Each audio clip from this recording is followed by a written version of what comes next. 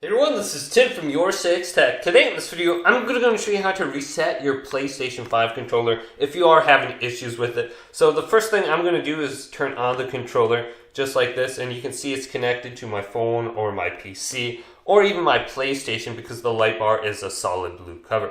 Now, with my controller turned on, I want to flip it over and then take a small pin or toothpick just like this, and there's going to be a reset hole located right here. Now I do have a back button attachment from AIM controllers on here, but I can still access the reset little hole right here.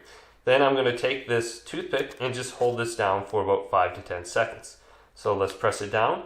1, 2, 3, 4, 5, 6, 7, 8, 9, 10.